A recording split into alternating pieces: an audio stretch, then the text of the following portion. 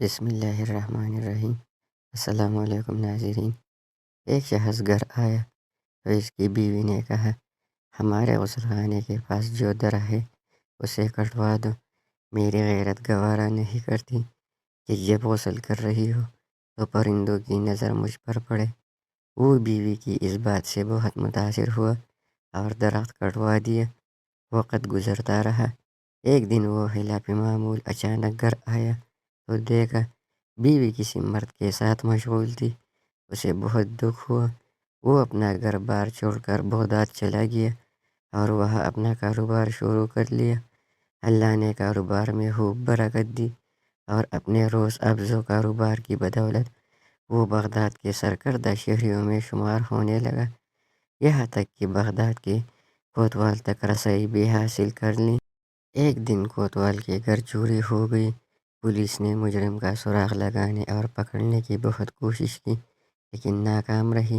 اس نے دیکھا کہ ایک شیخ کا کوتوال کے گھر آنا جانا ہے اور کوتوال ان کی بے حد تعظیم کرتا ہے، لیکن ایک بات اس کی سمجھ میں نہیں آتی تھی کہ شیخ آدھے پاؤں پر چلتے ہیں، پورا پاؤں زمین پر کیوں نہیں رکھتے۔ اس نے کسی سے وجہ پوچھی تو اسے بتایا گیا یہ پورا پاؤں زمین پر اس لیے نہیں رکھتے کہ کہیں کیڑے مکوڑے نہ کچھ لے جائے۔ وہ شخص فوراً کوتوال کے پاس گیا اور اسے کہا، جان کی امان ہو، تو عرض ہے آپ کی چوری اسی شیخ نے کی ہے۔ جب تحقیق کی گئی تو مال مسروقہ اسی شخص سے برآمد ہوا۔ کوتوال نے حیرانی سے کہا، ہم نے تو کبھی سوچا بھی نہیں تھا کہ یہ شیخ بھی ایسا کر سکتے ہیں، تمہیں کیسے معلوم ہوا؟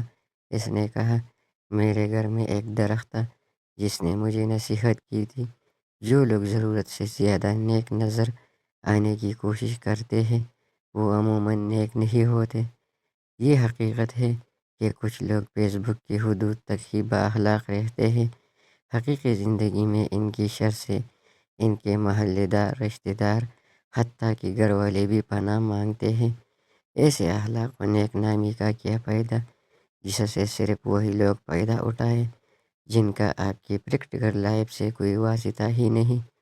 اکثر ایسے کرداروں سے واسطہ رہتا ہے کہ ذرا سا جھگڑا کیا ہوا وہ اپنی کمینگی پر اتر آتے ہیں۔